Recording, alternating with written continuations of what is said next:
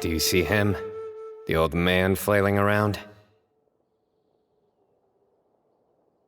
Oh, is he the one you wanted to talk to about the case? Correct. His name is Cyrus, a former Spontamod sage. He taught both me and Lisa. Huh?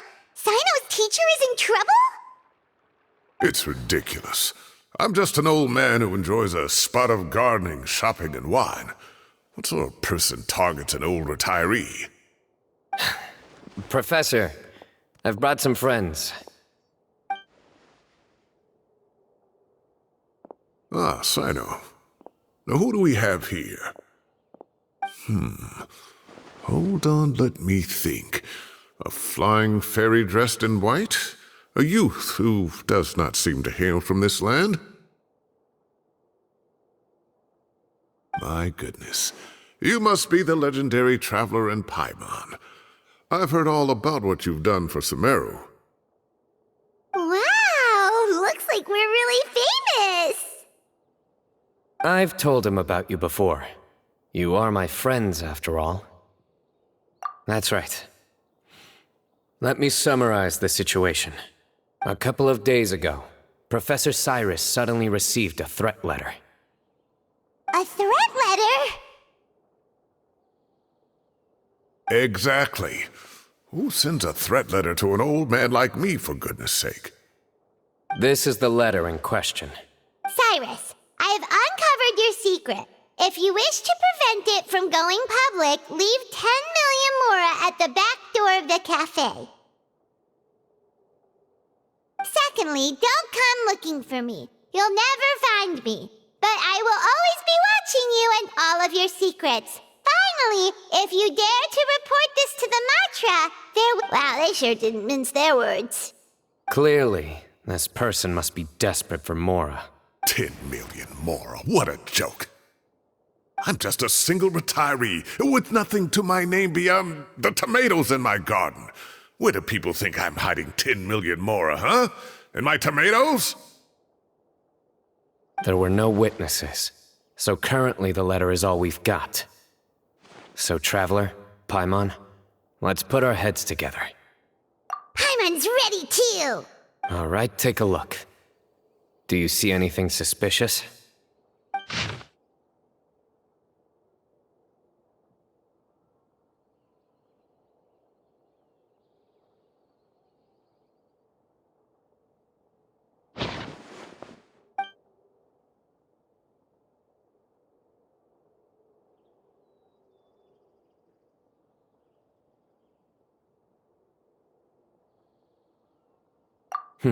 Very good.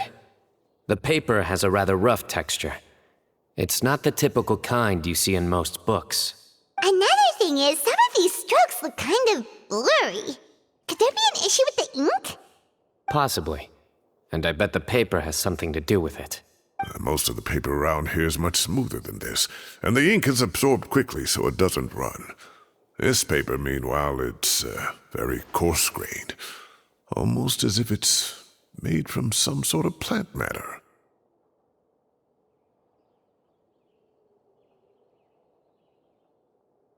It's certainly not the same paper as we use in the academia, but the ink is nothing special. Just regular black ink that gets a blue tinge when applied to paper. So do we think the culprit has a connection with the academia or not? Wait, check this out! Looks like this part got wet at some point. Agreed. The staining suggests it was a colored liquid, not plain water. It also looks like it was wiped off with a damp cloth. A colored liquid, so... tea? Wine? Looks like we're thinking along similar lines. Let's go talk to Arof. There are some things I'll need him to take care of.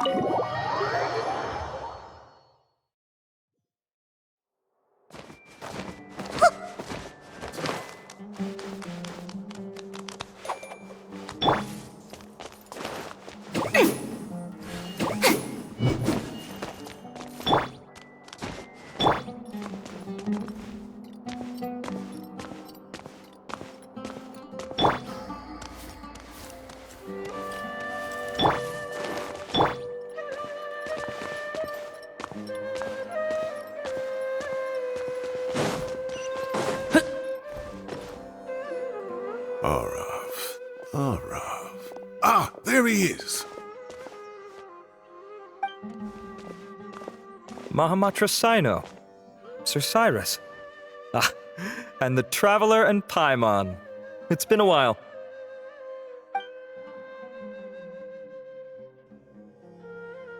As such, I'm inclined to believe that the culprit in this case is a student at the academia. Somebody young and strapped for cash. Oh, one last thing. I'd start your investigation by taking a look at the cafes in the city. Oh, of course! You think the culprit spilled their coffee on the ladder, huh? They do look like coffee stains to me. Also, if I'm not mistaken, the letter is written on a type of scented paper that has aromatics added during the manufacturing process. The kind often provided as writing material for customers in cafes and taverns. Ah, of course. Yes, like they sell in the gift shops. I remember now. Zaha Hadid bought some a while back. She said she was going to use it as wrapping paper for a vase. Understood. I'll assemble a team to investigate the points of interest immediately. You have my gratitude. One last thing. Send some Matra to guard the entrances and exits of Sumeru City. And change into plain clothes. Don't let them see you coming. Will do. Great thinking, Sino. So, where do we think the culprit's at right now? Yeah, they've probably been lying low at home waiting to see how Cyrus reacts. You're right, Paimon. Really? Which part? The culprit's approach. Whatever happens, they need this Mora. But just because they warned Professor Cyrus not to go to the Matra, doesn't mean they know what he'll do next. So, like you said, they need to wait and see.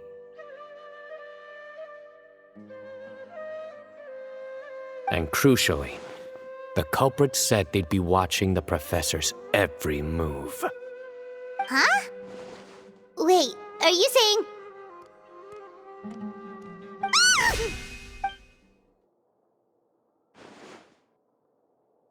Found you!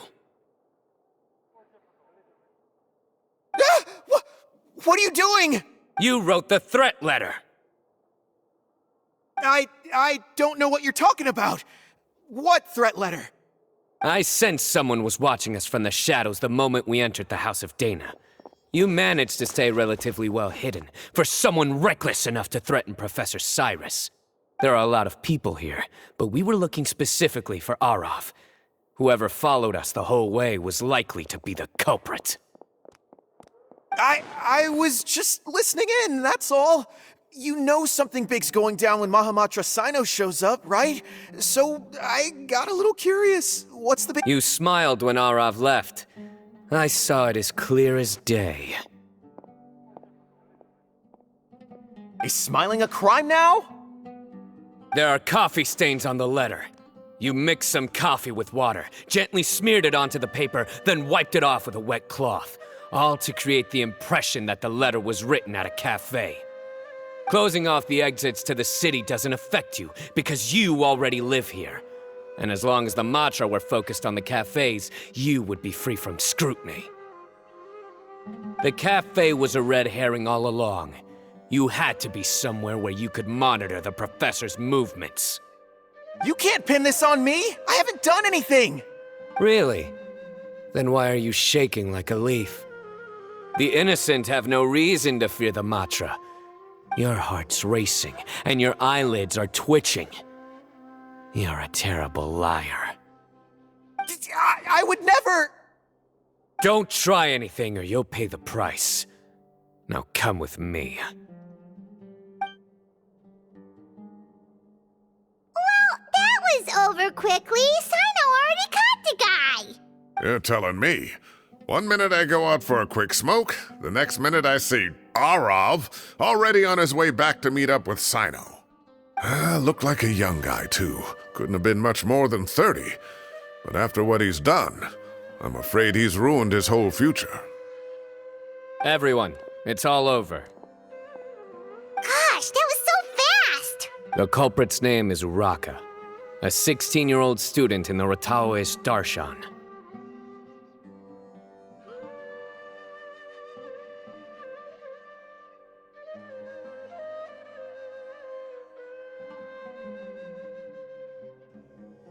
Huh? 16? Cyrus thought he looked 30-something!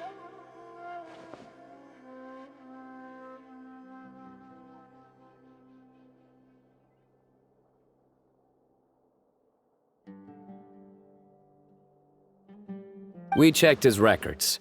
He's 16, a third-year student. But he looks so old. Yeah, seriously! Foolish child. He's too young for the criminal life. What the devil drove him down this path?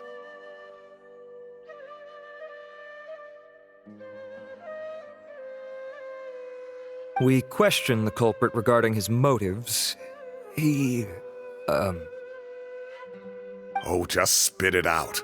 Nothing can surprise me at this point.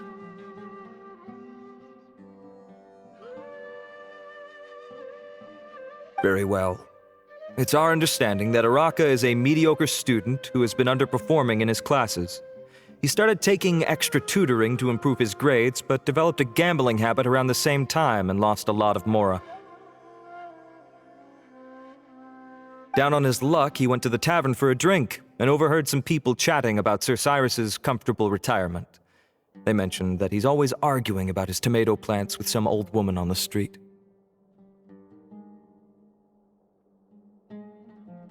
Some old woman on the street? Goodness gracious, has that rascal attended a single one of his classes? That old woman is Kasharwar's very own professor, Zaha Hadi. How can he not know who Zaha Hadi is?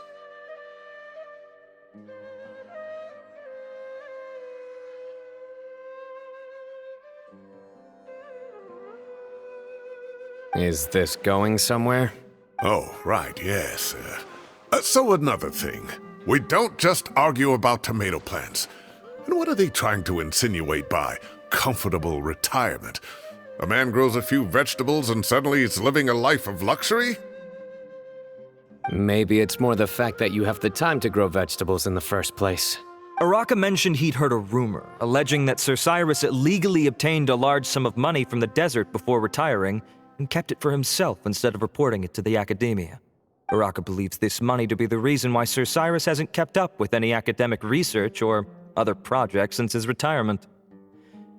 Oh, Araka. I'm at a loss for words. I'm so angry I don't know where to start. People make up rumors all the time. I am quite confident that Professor Cyrus has never embezzled a mora in his life. Arav, you'll have to find some excuse to interrogate Araka again later. I need you to deliver a few firm fistfuls to him on my behalf. I completely understand how you feel, Sir Cyrus, but I'm afraid that course of action goes against the Matra's principles. Professor, there's no need to be childish about this. Oh, come on. I was clearly joking. Okay. Where does this go from here? The academia will determine the appropriate disciplinary action against the student.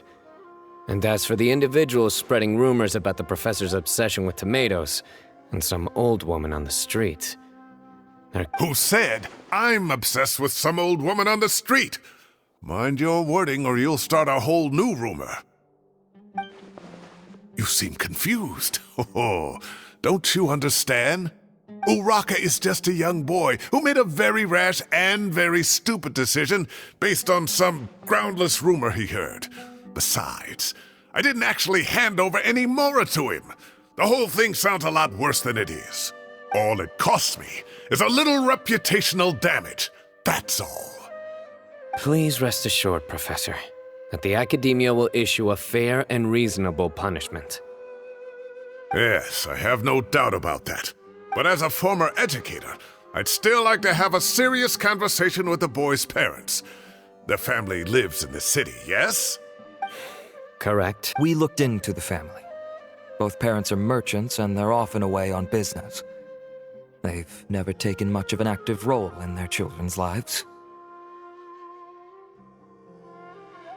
Oh, what a mess. You don't have to seal the evidence away yet, do you? I'd like to have that letter back for the time being, if possible. I need something concrete for when I talk to the family tonight. We have to show them how serious this situation is. The relevant authorities have already reviewed the evidence and are now discussing Araka's punishment. You can hold on to the letter for now. Just make sure to return it within a couple of days. Oh, so you'll be able to close the case in 2 days? Give or take. Cases like this are quick to resolve. Very good. Well, thank you for all your help. Perhaps we can all go for a meal together. My apologies, Sir Cyrus, but I have a prior commitment. Enjoy the meal, everyone. Ah, I see. Well, that's a pity. But Sino, you have to come. You found the culprit at record speed, and I owe you for that. Ah, and isn't Tainari in town at the moment? Bring him along, too. Wait, you mean Tainari's in the city? He is. Tainari's master, Sir Nephis, called him and Kale to the Academia to help out on a project. They should be at Nephis's office at this hour. Though I must say, I'm surprised you're extending an invitation to Tainari. Did you do something to offend Sir Nephis?